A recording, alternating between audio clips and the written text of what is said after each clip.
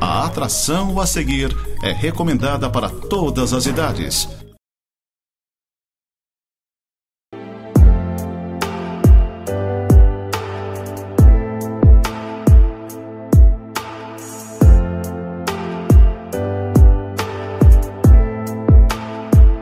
Olá, tudo bem? Eu espero que esteja tudo bem com você, com a sua família.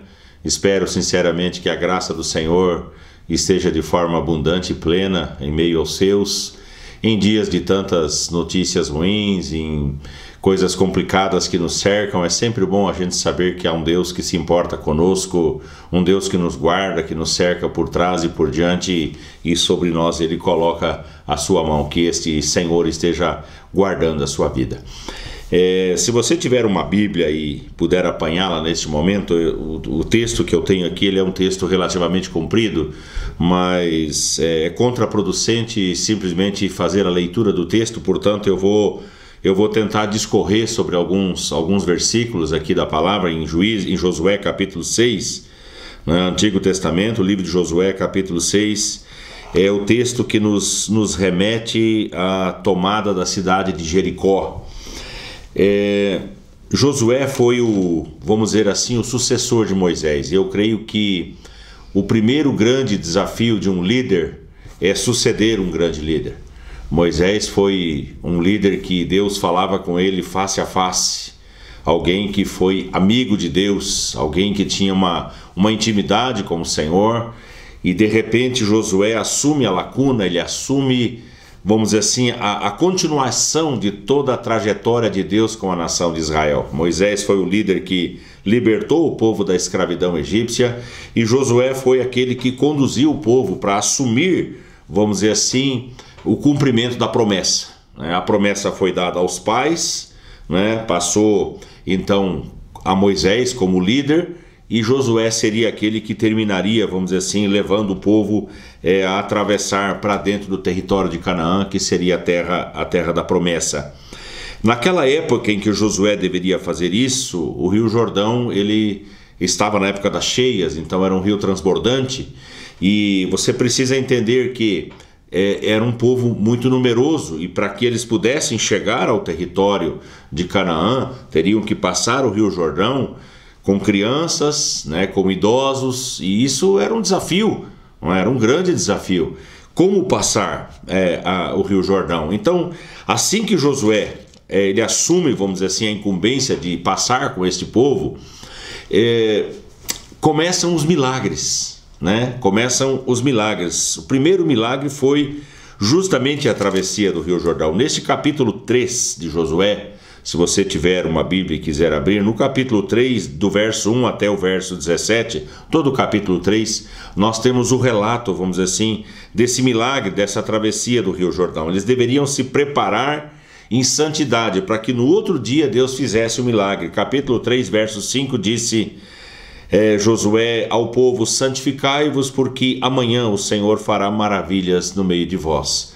Santificai-vos hoje, para que amanhã o Senhor faça maravilhas no meio de vós.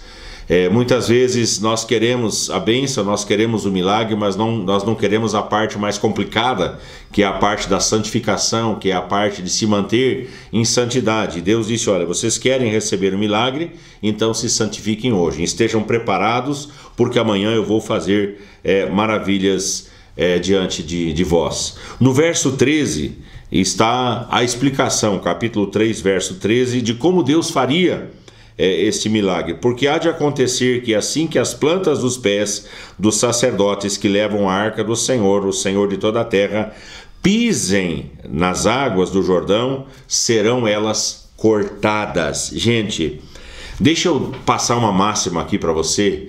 Milagre não se explica, milagre se experimenta. Não há como explicar um milagre. Não há como você descrever o que é um milagre. Deus disse: olha, os sacerdotes vão à frente, eles vão pisar nas águas, e assim que eles pisarem nas águas, as águas vão represar e o povo vai passar a pé enxuto. Num tempo de cheia, isso ainda era mais complicado. Então eu ensino que o milagre você não explica, o milagre você usufrui, o milagre você experimenta. Provavelmente o povo deveria estar pensando, não, mas espera aí, a gente já viu, já presenciou, já ouvimos algo semelhante quando Moisés estendeu a sua vara sobre o Mar Vermelho e as águas se fenderam, as águas se abriram e a nação de Israel passou a pé enxuto, o exército inimigo, o exército egípcio, ali foi morto, morreram todos afogados. Então eles já presenciaram, já viram o milagre acontecendo. E eu entendo que um milagre prepara o cristão para o próximo milagre. O próximo milagre, ele é preparado a partir da experiência que nós um dia já tivemos. Se você já experimentou o milagre de Deus, você sabe que Deus é capaz de fazer. Você sabe do que Ele é capaz de fazer. Então você já tem uma predisposição, seu coração já está preparado para a sobrenaturalidade. Deus vai agir, Deus vai interferir, Deus vai fazer algo. Entende? Então esse milagre experimentado, ele serve de inspiração para um próximo milagre. É assim que a nação de Israel estava vivendo aquele momento. Deus ele confirma a autoridade de Josué. No verso 7 do capítulo 3, então disse o Senhor a Josué: hoje começarei a engrandecer-te perante os olhos de todo Israel, para que saibam que como fui com Moisés, assim eu serei contigo. Eu gosto dos detalhes da Bíblia. Deus disse: eu vou começar a te engrandecer. Uma coisa é você buscar a grandeza. Uma coisa é você se ensoberbecer, é você achar que é grande coisa, que você é um vulto especial. E outra coisa é Deus fazer. Outra coisa é Deus erguer você, é Deus fazer você prosperar, é Deus te dar a capacidade de liderar com autoridade. Ele disse: olha, assim como eu andei com Moisés, como eu abençoei Moisés, eu vou fazer com você. E eu tomo isso para mim. Deus é o Deus que nos engrandece. Nós não buscamos essa grandeza, mas Deus faz isso conosco. Ele nos eleva, Ele nos dá mais do que nós precisamos, até mais do que nós merecemos. É assim que Deus age conosco. Então o primeiro milagre foi preparado, que foi a travessia do Rio Jordão. O segundo milagre, e aí nós voltamos para o nosso capítulo 6 de Josué, seria a tomada da cidade de Jericó. Jericó estava no caminho da conquista daquela terra. Eu e mais alguns amigos da igreja, nós estivemos em Israel. E eu estive diante, vamos dizer assim, das ruínas ou daquilo que sobrou da cidade de Jericó. Se você for usar um parâmetro para entender o tamanho da cidade, talvez 2 ou 3 quarteirões da nossa cidade representariam a totalidade da cidade. Toda a cidade era fortificada, os muros eram muito fortes, muito bem construídos, com pedras enormes. Então o texto diz que Jericó, versículo 1 do capítulo 6, estava rigorosamente fechada por causa dos filhos de Israel. Ninguém entrava e ninguém saía. Uma cidade rigorosamente fechada, muros altos, bem construídos para dar proteção à cidade. Como dominar uma cidade cujas muralhas eram fortificadas? Como dominar uma cidade em que, se provavelmente havia muralhas fortificadas, havia certamente um exército muito bem preparado? E você sabe, isso nós experimentamos no nosso dia a dia, que quando a gente está diante de um desafio, estamos diante de um problema, sempre surgem aqueles que tentam dar conselhos e dar opiniões, mais ou menos do tipo assim: mas se eu fosse você, eu faria dessa maneira. O outro vem e diz: não, mas se eu fosse você, eu agiria dessa maneira, eu tomaria essa estratégia. E a gente fica tentando imaginar alguém dizendo: olha, temos que transpor essas muralhas, quem sabe a gente pula os muros. Então a primeira cabeça que aparecesse em cima do muro provavelmente seria fatalmente alvejada pelo exército lá dentro. Outro talvez pudesse chegar e dizer assim: olha, eu sugiro que a gente coloque fogo nos portões. E provavelmente alguém também estaria pronto lá para alvejar. Aí o espertalhão da esquerda ou da direita ele ia chegar e dizer assim: gente, eu acho melhor a gente cavar um túnel, vamos por baixo. Então as opiniões provavelmente deveriam estar afluindo ali. E aí o que acontece? Deus, ele entra em cena e ele dá uma oportunidade para que aquela nação possa agir por fé. Presta atenção no que eu estou dizendo para você. Você pode agir por estratégias totalmente humanas. Você pode agir por opiniões alheias, por opiniões dos outros. Mas é sempre bom agir de acordo com aquilo que Deus prescreve. Veja bem o que eu vou falar para você. O meu jeito não presta, o meu jeito não é bom, o seu jeito não é bom. Mas o jeito do Senhor, ele funciona. Entende? Tem pessoas que dizem assim, ó, se não for do meu jeito, então não vai. Se não for da minha maneira, então as coisas não acontecem. Não. O meu jeito e o seu jeito muitas vezes não são um bom jeito, para fazer um trocadilho aqui. Mas o jeito de Deus, ele funciona. E Deus, ele entra em cena e ele diz, olha, se vocês quiserem conquistar essa cidade, vai ter que ser da minha maneira, vai ter que ser do meu jeito. Eu vou passar para vocês uma estratégia. Deus estaria naquele momento assumindo, vamos dizer assim, o controle da situação. E é sempre bom quando Deus assume o controle. Deixa Deus assumir o controle da sua vida. Deixa Deus assumir o controle da sua casa. Deixa Deus assumir o controle da sua empresa. Deixa Deus assumir o controle dos seus negócios. Não vai pela sua cabeça.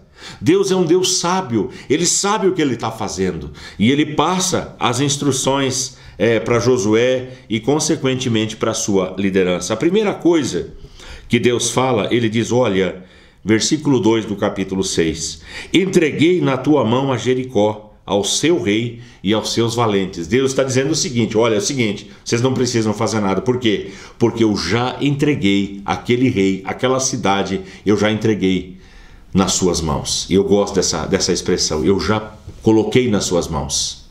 Aquilo que Deus coloca nas nossas mãos perdura. Aquilo que Deus coloca nas nossas mãos permanece para sempre. Aquilo que Deus coloca na nossa mão não é roubado, não é usurpado, não é tirado, não é conquistado, mas é recebido. Eu entreguei nas tuas mãos. Deixa Deus colocar nas suas mãos, porque o que Deus coloca nas suas mãos ninguém tira. Escute o que eu estou falando para você nesse momento. O que Deus coloca nas suas mãos ninguém tira. Por mais sábio, por mais inteligente, por mais poderoso, por mais astuto que seja, não tira da sua mão, porque foi o Todo-Poderoso quem colocou. Eu entreguei nas tuas mãos. Foi uma promessa. Deus dá essa promessa. As promessas de Deus, elas tornam certas as nossas vitórias e as nossas conquistas. Guarde isso aí no seu coração de alguma maneira. As promessas de Deus, elas tornam certas as nossas vitórias e as nossas conquistas. No meio daquele caos, no meio daquela dificuldade, no meio daquela possibilidade de conquista, Deus aparece a Josué, dá uma promessa para ele. No capítulo 5, Deus vem e o anima. É sempre bom a gente ter esta ciência e ter este conhecimento de que no meio do caos, Deus tem a palavra de bênção. No meio da dificuldade, Deus tem a palavra de vitória. No meio dos nossos problemas, Deus tem a palavra de ânimo. Deus, ele aparece a Josué e ele diz para eles, olha, eu vou, capítulo 5, verso 9, eu revolvi de sobre vós o opróbrio do Egito. Eu vou tirar de sobre vocês a vergonha. Gente, o que nós temos de pessoas sofrendo, a vergonha, a afronta, foram envergonhados porque faliram, foram envergonhados porque perderam, foram envergonhados porque foram trocados, foram envergonhados porque foram traídos, foram envergonhados por N razões ou motivos. Mas o meu Deus é o Deus que retira a vergonha. O Deus que eu sirvo é o Deus que nos coloca junto com os príncipes, é um Deus que nos exalta em tempo oportuno. O Deus que eu sirvo, o Deus que eu sigo, é um Deus que remove a vergonha de sobre nós. E aparecendo a Josué, um anjo o conforta, capítulo 5, verso 13 até o verso 15. O anjo aparece no meio da possibilidade da luta, no meio da possibilidade da batalha. Aquele anjo aparece e o anima e o fortalece. E é interessante que no verso 15, aquele príncipe do exército do Senhor, um anjo de poder, ele diz o seguinte: descalça as sandálias dos seus pés, porque o lugar em que estás é santo. Onde será que essa frase já teria sido pronunciada? Eu lembro que quando o Senhor aparece a Moisés numa sarça que queimava e não se consumia, numa sarça que ardia, Moisés se aproxima daquela sarça, daquele arbusto que queimava, e de lá sai uma voz dizendo: tira as sandálias dos seus pés, porque o lugar em que estás é terra santa. E Deus então se manifesta o seu nome, manifesta quem ele de fato era. Eu sou Yahvé, eu sou aquele que é, verbo irié no hebraico, eu sou o que sou, eu sou aquele que é. Como que eu vou chegar a Faraó e dizer que o meu Deus quer tirar o povo da escravidão? Quem é o Senhor? Você vai lá e diz que o eu sou, o grande eu sou, aquele que é, aquele que não tem início de dias, aquele que não tem fim de dias, aquele que existe por si mesmo, aquele que é Yahvé, não é Jeová, tá? É Yahvé, aquele que existe por si mesmo, aquele que é. Este é o Deus, este é o Senhor. E o anjo, ele diz a mesma coisa a Josué: olha, o lugar que você está é uma terra santa, tira a sandália dos pés. E eu fiquei imaginando, por que tirar as sandálias? Experimenta tirar os seus sapatos, as suas botinas, seu chinelo. Experimenta tirar as suas sandálias e andar na terra esturricada, na terra quente. Experimenta tirar as sandálias dos seus pés e andar em meio ao cascalho, em meio às pedras. As sandálias, os sapatos, eles dão segurança aos nossos pés. E o que Deus está dizendo é: te descalça, ou seja, fique vulnerável. Quando nós ficamos vulneráveis, Deus pode ser Deus. Quando nós ficamos vulneráveis, Deus pode entrar com a sua provisão, Deus pode entrar com o seu poder. Aquele anjo estava dizendo para Josué: olha, tira a sandália. Além desse lugar aqui, é um lugar santo, você não precisa ficar calçado em você mesmo. Você não precisa ficar firmado em você mesmo. Você precisa confiar no poder de Deus e na estratégia do Senhor. E então o Senhor, ele dá uma estratégia tremenda de vitória. Mas para essa estratégia funcionar, deveria haver uma obediência exata. Preste atenção. Para que essa estratégia, que é mencionada a partir do verso 3 do capítulo 6, para que ela pudesse entrar em funcionamento, haveria necessidade de uma obediência exata. O que é que Deus fala? Ele disse: olha, eu vou colocar a minha arca à frente. E eu, como sou muito detalhista no estudo da Bíblia, eu fui ver neste capítulo quantas vezes a arca, que simboliza a presença de Deus, presta atenção nisso, a arca da aliança simbolizava a presença do próprio Deus. Nesses versículos, do verso 3 até o verso 13, 10 vezes em 12, 13 versículos, aparece a arca da aliança, ou seja, a presença do Senhor. A presença de Deus é fundamental para que nós possamos ter vitória na nossa vida espiritual, para que nós possamos conquistar aquilo que nós queremos conquistar. Sem Deus nós não chegamos, sem Deus nós não avançamos, sem Deus nós não conquistamos, sem a presença do Senhor nós nada somos e nós nada alcançamos. Então essa questão tem que ficar muito clara dentro do seu coração. Deus, ele dá estratégia a Josué, dizendo que no primeiro dia eles deveriam rodear a cidade. No segundo dia, rodear a cidade mais uma vez. No terceiro, no quarto, no quinto e no sexto dia, rodeando a cidade. Então isso seria, preste atenção no detalhe, um exercício de paciência. Meu Deus!